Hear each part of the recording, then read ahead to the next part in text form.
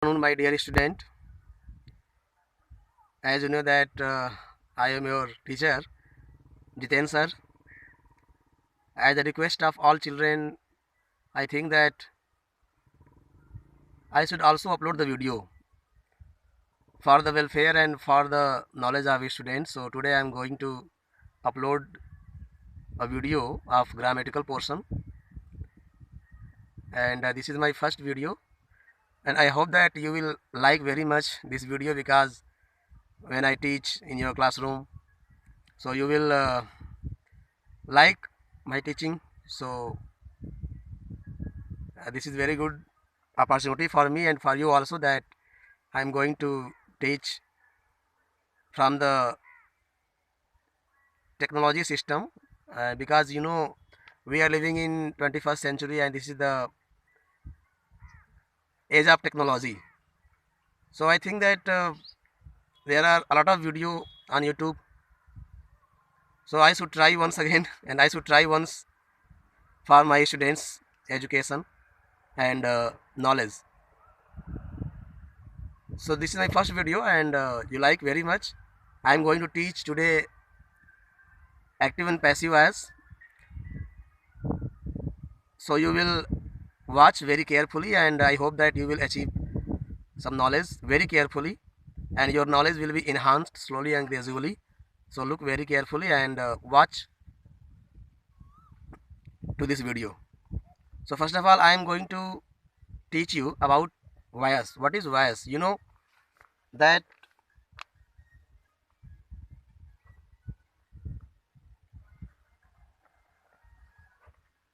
voice, there are two kinds of voice, you know very well. First and second, you can say in Hindi vachya. Vachya. You can say in Hindi vachya. This is called vach. First is active voice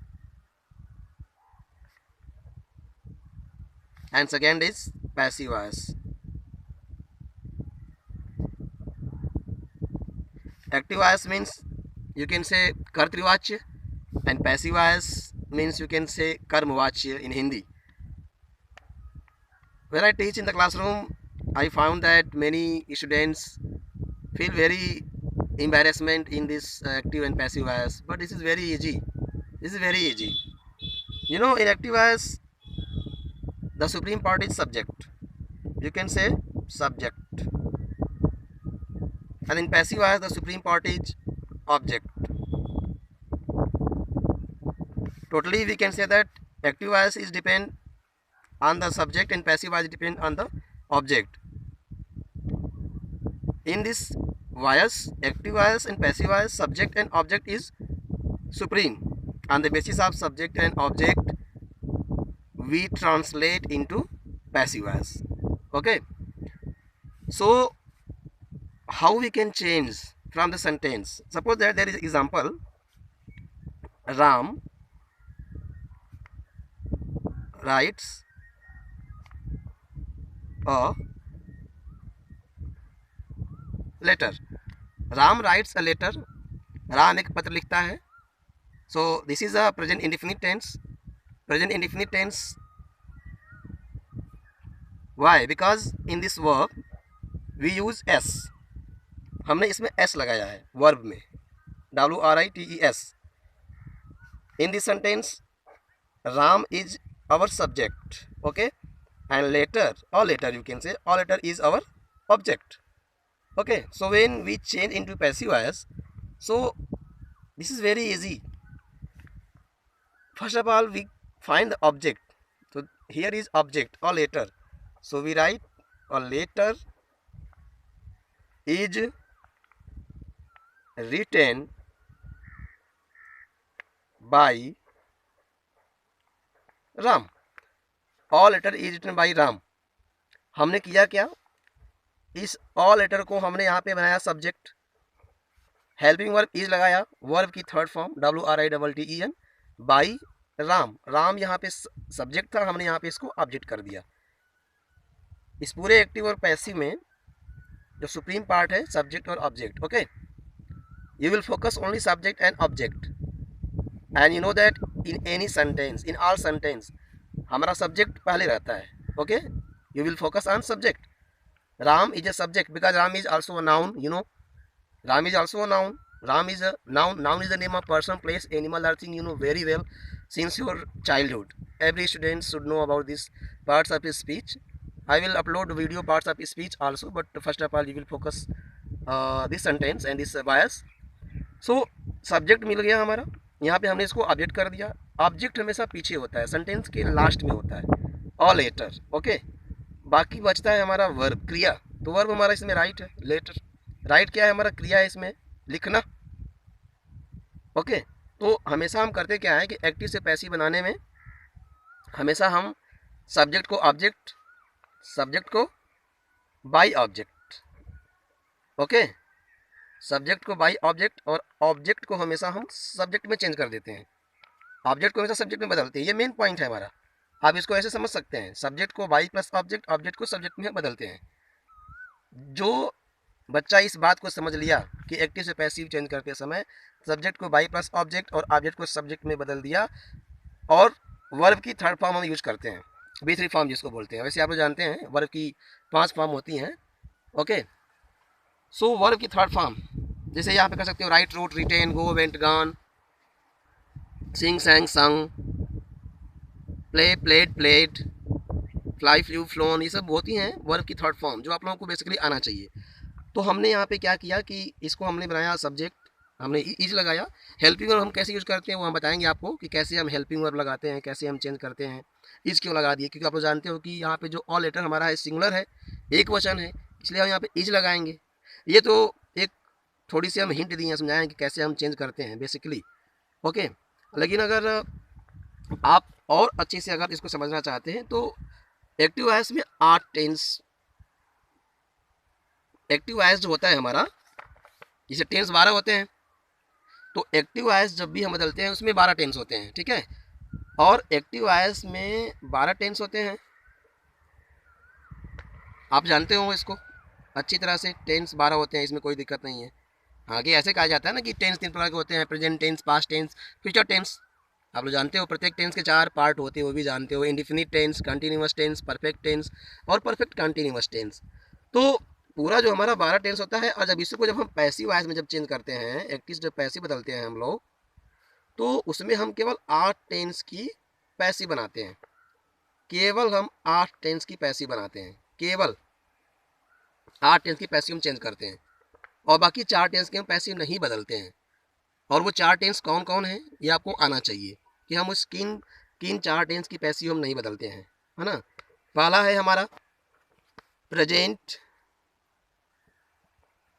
perfect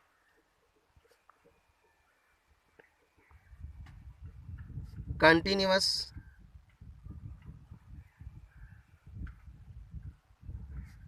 tense. Present perfect continuous tense. Continuous की spelling में हम अक्सर देखें बहुत से बच्चे mistake करते हैं. CONTINUOUS, CONTINUOUS होता है, इसको आप लोग फोकस कीजिएगा. ये बहुत से बच्चे मिस्टेक करते हैं. मैं कापी चेक करते वक्त हमेशा यहाँ पे NUOUS बच्चों की कापी में हमेशा मैं बनाता हूँ, और यहाँ भी मैं समझा रहा हूँ CONTINUOUS. सेकेंड होता है हमारा past perfect continuous tense. Third होता है हमारा future perfect continuous tense. Fourth future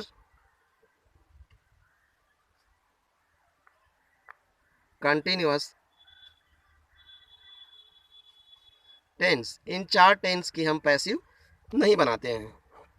present perfect continuous tense, past perfect continuous tense, future perfect continuous tense और फ्यूचर कंटिन्यूअस टेंस के हम पैसिव नहीं चेंज करते हैं. बाकी जो बचता है हमारा 8 टेंस, उसी के हम पैसिव वॉइस में चेंजिंग करते हैं. ओके, और कुछ पॉइंट्स की और हम ध्यान देते हैं. जैसे एक्टिव से पैसिव में बदलते समय हमेशा मैंने आप लोगों को बताया है, अगर यहाँ पे आप एक तीर से अगर समझना चाहें, एरो से, तो आप समझ सकते हैं वर्ब इन एक्टिव फॉर्म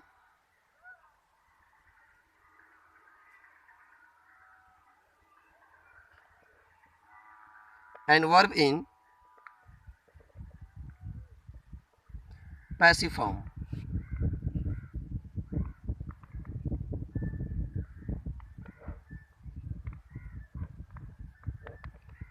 यहाँ पे हम सब्जेक्ट हम समझाने का प्रयास कर रहे हैं, आप लोगों को समझ सकते हैं। हमेशा हम सब्जेक्ट किसमें बदलते हैं? सब्जेक्ट को बदलते हैं बाई प्लस ऑब्जेक्ट। ध्यान से देखिएगा इस तीर को। सब्जेक्ट को बदलते हैं बाई प्लस ऑब्जेक्ट और ऑब्जेक्ट को हम चेंज करते हैं हमेशा सब्जेक्ट में। Okay, verb in active form, arrow जो बता रहा है ये यहाँ पे वर्ब इन पैसिव फॉर्म, मतलब ये जो पॉइंट है ये पॉइंट चेंज करने को कह रहा है यहाँ पे, ठीक है। तो सब्जेक्ट को हमेशा किसमें बदलते हैं? हम बाई प्लस ऑब्जेक्ट। ध्यान दीजिएगा, सब्जेक्ट को हमेशा हम बाई प्लस ऑब्जेक्ट और ऑब्जेक्ट को हमेशा सब्जेक्ट में चेंज करते हैं। ये हमारा मेन पॉइंट है। जिस बच्चे को ये तीर, ये एरो अगर समझ में आ गई, वो एक्टिव और पैसिव में कभी मिस्टेक कर नहीं सकता है। ये आप लोगों को ध्यान देना होगा, है ना। तो ये है मेन पॉइंट। बहुत से टीचर इसको कई प्रकार से समझाते हैं, अभी हम पीछे समझाए हैं। इसको आप ऐसे भी समझ सकते हैं कि अगर सब्जेक्ट है तो इसको हम बदलते हैं बाई और प्लस ऑब्जेक्ट, और ऑब्जेक्ट को हम किसमें बदलते हैं? सब्जेक्ट। No problem, okay. और इसके बाद अगर समझना होगा तो इसमें हम प्रोनाउन चेंज भी करते हैं। प्रोनाउन जो चेंज करते हैं उसमें हम उसको आप ऐसे समझ सकते हैं। आई को हम बदलते हैं बाई मी में, ही को बदलते हैं बाई हिम, सी को हम बदलते हैं बाई हर, वी को हम बदलते हैं बाई अस, दे को हम बदलते हैं बाई देम। चेंज करते हैं, आई को बाई मी, ही का बाई हिम, सी का बाई हर, वी का बाई अस, दे का बाई देम। यू को बदलते हैं बाई यू में, और हु को बदलते हैं बाई होम में।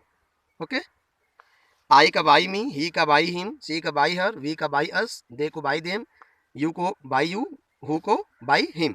ये हमारे पूरे प्रोनाउन है, ये पूरे की पूरी प्रोनाउन है, personal pronoun you can say. Pronoun के बारे में आप जानते हैं, a pronoun is a word which is used as the place of noun.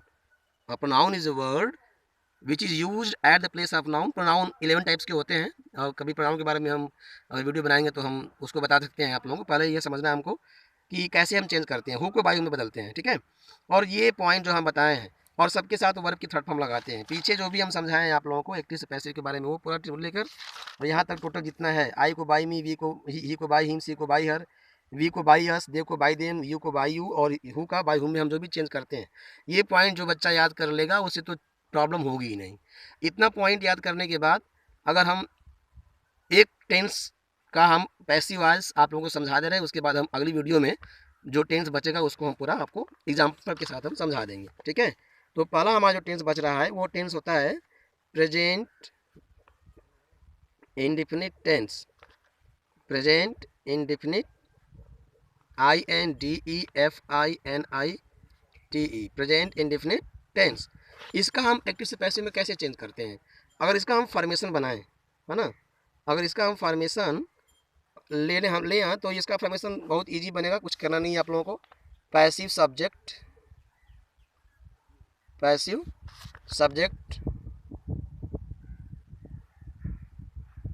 Plus helping verb is, am, are, plus helping verb is am are, आप यहाँ पे verb की third form, plus by, plus passive object.